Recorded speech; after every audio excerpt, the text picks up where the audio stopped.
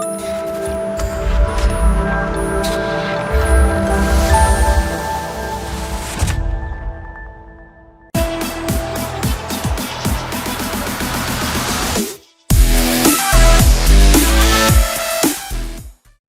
good afternoon, everyone. I'm Reed, Head of Analytics and MarTech at TBWA, the disruption company. And today I'll be talking about harnessing the power of generative AI in advertising. Generative AI, you have been hearing and talking about Gen AI a lot lately. It has been used for different purposes. There are hundreds of applications. It is changing the way we live, the way we interact with the brands, the way we do the shopping, the way we post the content on social, the way we work. But what it means in advertising. So generative AI in advertising is like advertising is on steroids. It gives us the superpower to achieve and do amazing stuff at a scale and speed. We're going to talk a lot more in detail about that, but before we get into that stuff, let's do a quick revisit on what is generative AI. So generative AI, in simple terms, and we have to keep it simple because advertising and marketing is the least technology literate audience that we have to talk. So generative AI is an online application that allows user to create content, videos, images, and audios. And that's what we do. That's our bread and butter. Within advertising and marketing, that's how we will connect with our audience to communicate the brand value propositions to our consumers. And AI is used by millions of users as we speak. People are using generative AI, ChatGPT, DALL-E, Midjourney to create content for their personal use, creating content for businesses, brands, improving their productivity at a day-to-day level. There are hundreds of tools available. And besides that, we don't forget marketing technology itself is a highly saturated industry when it comes to the technology platforms. There are more than 12,000 applications, and they will be going after generative AI to implement in their platforms. So there is a plethora of the startups that are coming up who are using generative AI to make our life easy, and the existing thousands of platforms that are there. So that makes it confusing. But let's look at what is the potential we are talking about.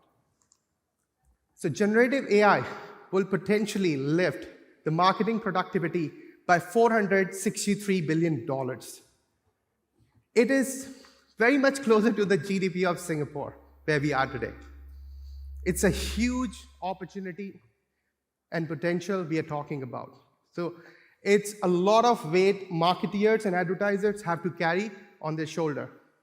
And it's not only them, the entire organization, all the users, all the people who work in the advertising and marketing space have to support to make sure that we integrate Gen AI in the entire process of advertising. Because then only we'll be able to leverage the maximum potential of generative AI. So I'll talk about the advertising process, which some of you might be already aware of, or some of you might not be, to give it in a very simple language. Before we start with creating any campaign for a brand, we look at strategy. So what do we mean by strategy? A lot of times we deal with the problem that we don't have a problem. The client comes up with certain objectives. They don't know what is the problem that we need to solve. What are we fighting against? Who's our audience? What exactly we try to achieve? And that is where we're using generative AI to accelerate customer, competitors, and category intelligence. And how do we do it?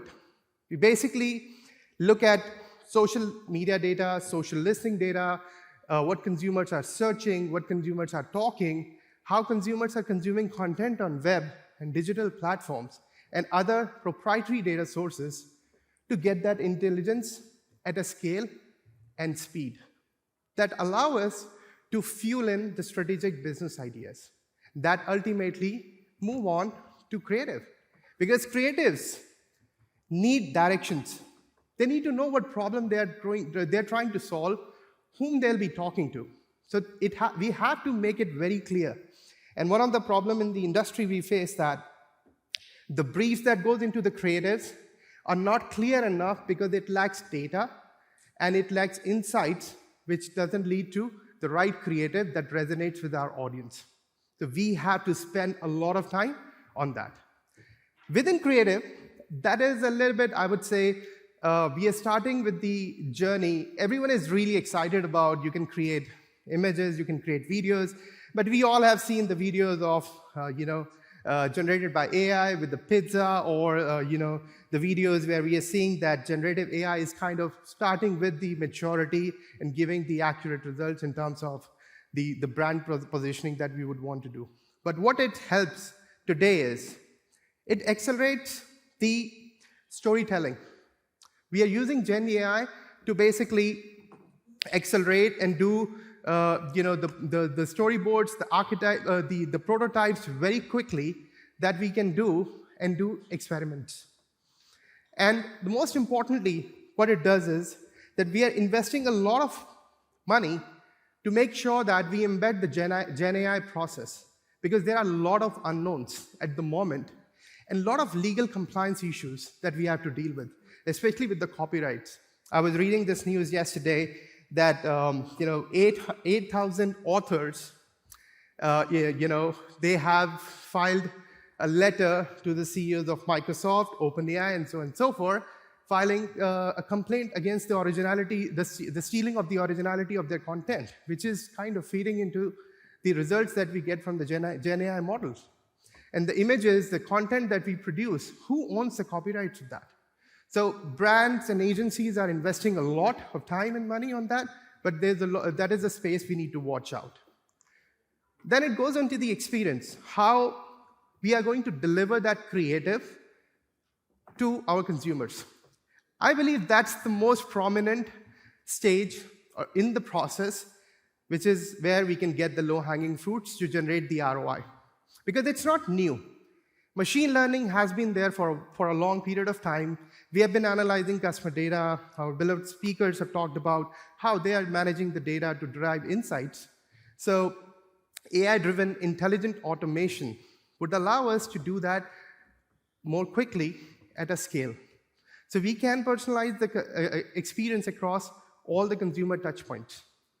And it used to be personalizing the experience at EDMs and website, but the brands are going more forward. Lately, Spotify has used AI to launch a personalized DJ, a DJ who knows your music, or who knows you and knows your music taste.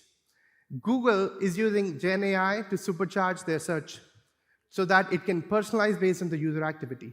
So a lot more to come, which can eventually derive the ROI very quickly than the creatives and the strategy we are looking at. And the last bit in the process is measurement, which is, I would say, it's the tail end of the entire process, especially in the advertising space, where we are very much focused on the awareness. But as we are becoming mature in the data, measurement and effectiveness is becoming the first question from every business stakeholder.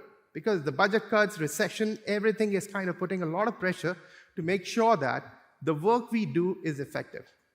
And the biggest use case, besides collection, integration, and the management of data, which all the analytics and technology leaders have been talking about, generative AI brings us the possibility to create virtual analysts that can sit on the data lakes that we are, just give me a moment. Yeah. So that we are already building with the usage of the customer data platform. So a virtual data assistant or an analyst would allow brands, marketeers, strategists to interact with the data, to probe, to get these answers that what my business problem is, what can we do, what has been done in the past, the associations, correlations between the events and the activities business has been doing within the category against the competition, what's the market share looks like. So that is the biggest opportunity. A lot of startups have already building prototypes on that space, and even at TVAA, we are also experimenting a lot to see how we can train the large language models to help us accelerate those insights and share it amongst the business users. So that is the process we are trying to embed using Gen AI to make sure that we achieve the efficiencies. So in a nutshell, what are we trying to do? Is generative AI is a catalyst for creativity, not killing the creativity. We do not want to automate for the sake of automation, because then that will be the end of the creativity. And that no consumer wants. Consumer wants the personalized creative solutions from the brands, from the advertisers, that resonates with their experience and the needs. But at the same time, you want to bring in efficiencies at scale and speed. And that's the whole objective. That's the message which we are trying to bring in the entire organization to make sure everyone understands, and we are trying to address the challenges. So there is a lot of love and excitement for it, because we can clearly see that people are doing a lot of stuff using generative AI. But there is a lot of hesitation as well. Not everyone is doing, despite of millions of users who are using it, more than half of them are building products or already technical people. But our goal is to bring generative AI to the marketeers and the advertisers who are not technical, and to make sure that we maximize our investment on this technology. So why the hesitation is? Number one is the fear of extinction. Though there is a huge user group, but the big sentiment, negative sentiment that we are getting is people feel that AI will take their jobs. No, it's the humans who will use AI will take their jobs. It's the time that is being wasted that will be taken away by AI. It's the repetitive tasks that will be taken away by AI. So it happens when the calculator was launched, internet was launched. It doesn't kill the entire industry or the jobs. It evolves the way we work. And we need to adapt. We need to drive that transformation to make sure user doesn't feel extincted. Fear of failure. That is very common across all the transformation projects. That the acceptance, the denial, the way we work, it is how the way we work. And that's one of the common statements we see with the brands which are in the brick and mortar and industrial category, is that this is how we work. If you keep working how you have been working, then where is the innovation? You will be left behind. Being banking and finance, digital banks are catching up. Brands like Revolut is disrupting the entire fintech industry. So we got to be at the forefront. We shouldn't be talking about this is how we work. We should be open to experiment in line with the compliance and the regulations that we have in hand. Too techy to learn. So that's one of the perception barrier that we need to deal with in the organization, especially on the stakeholder side. It's not technical to learn. It's about the attitude and the motivation to learn, because generative AI made it super easy for the users who are not technical to be able to use and build amazing stuff. Then we have siloed teams, which is a very common problem across the organizations. They do not talk to each other. The data is not being shared, so that is where the hesitation is. Like, nobody has the courage to take the first step to implement and start small with the use cases. Complex data systems, I wouldn't talk too much about it, because a lot of speakers have talked about, even the panel that we had, that today the big challenge is how do we collect and integrate data, their legacy system, and so on and so forth. And last but not the least, in the not only in the advertising and marketing, but in every industry, there are legal complexities. What we get out of Gen AI, what we get out of ChatGPT, is it original? Is it something that we can copyright? Is it something that other user will not get? So how you maintain your originality, keeping yourself in compliance to legal, that is something people doesn't know. So we can't put them on the spot. It's not their fault, because for the past decade, tech companies like Google, Microsoft, OpenAI and Meta, Amazon, they have been spending trillions of dollars to train people to build these machines, but not on how to use them. How many training associations have come up, apart from 6 months, who have been talking about democratizing the knowledge of AI, the generative AI? And it's not new. The first generative AI model launched 5 years ago. So it's something which is where we all, as a leader, have to participate to drive the adoption, because it's not one person's job. It's not the technologist's job. So how can we address and move forward? To be brave and stronger to drive this change. We can't pass on the ball and live in the bureaucracy of the organizations where we say, oh, analytics and technology, AI is related to technology, it is my job to drive the adoption. Even HRs, learning and development departments in the organization, have to stand up to make sure that they have training courses, they have learning paths.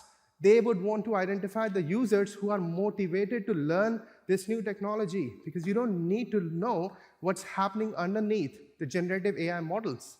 That's where the experts are meant for. But as a user, you need to use it. And we have to drive that change.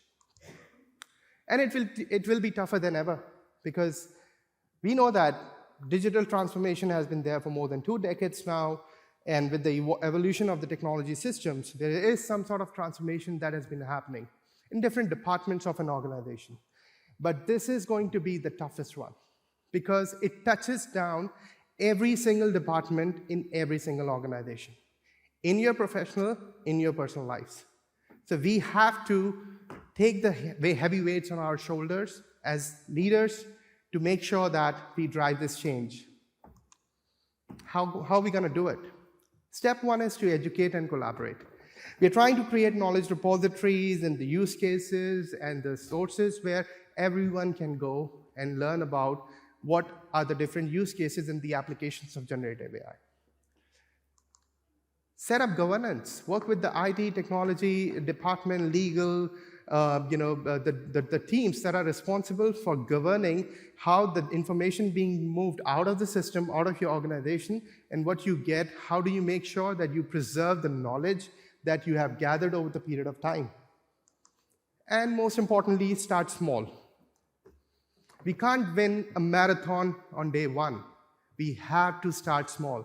And that's where the need of the leaders who sits, who understands the technology and the business and the data, will be huge. We need people who actually can sit with the business to help prioritize the business cases and simplify the data availability, which we have been talking about. It's complex, it's legacy, it's not integrated, and so on and so forth.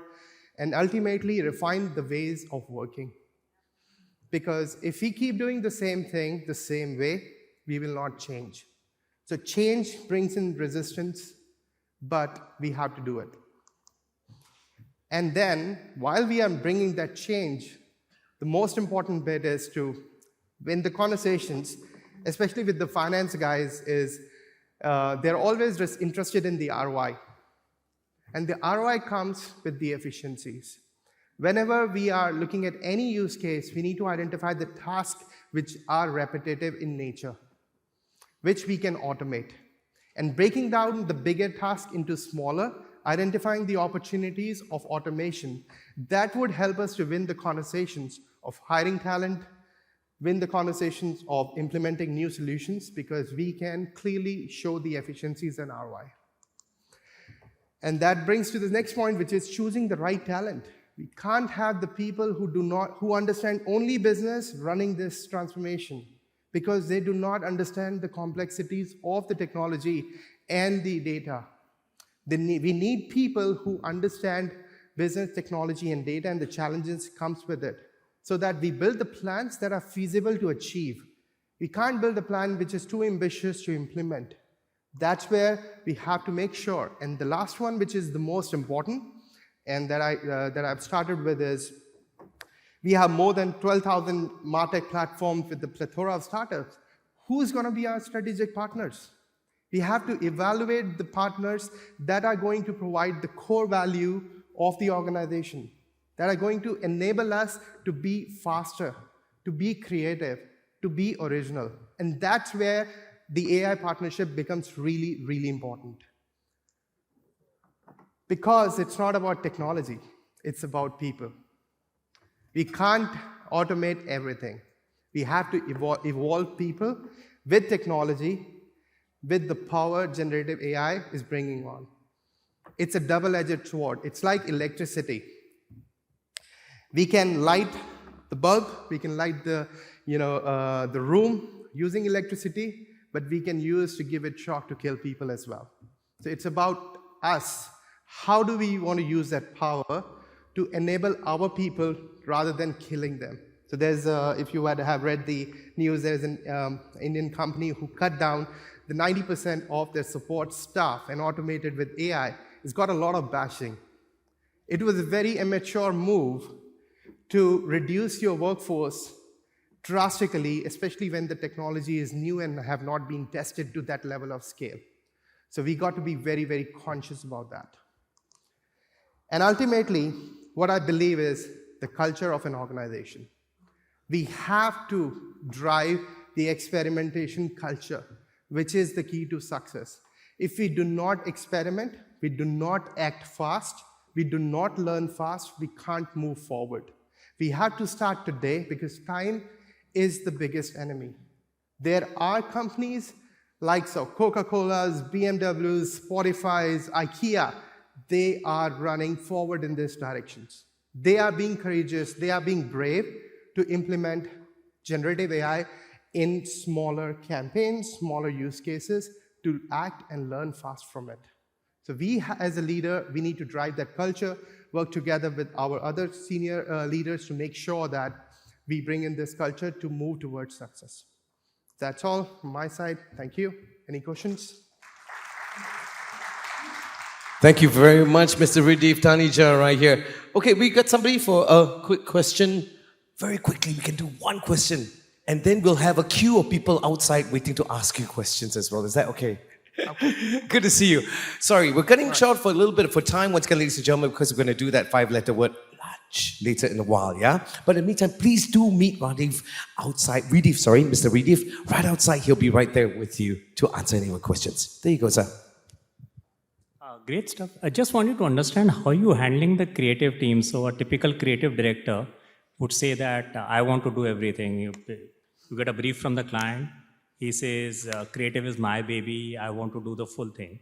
So now you're telling him to use Gen AI to generate stuff or use it to generate his stuff. So how are you handling that particular human angle? Okay. I would never have a courage to tell a creative director what to do. I'll end up picking up a fight, and I can't win that fight. We are in the business of creatives, and we can never win the fight.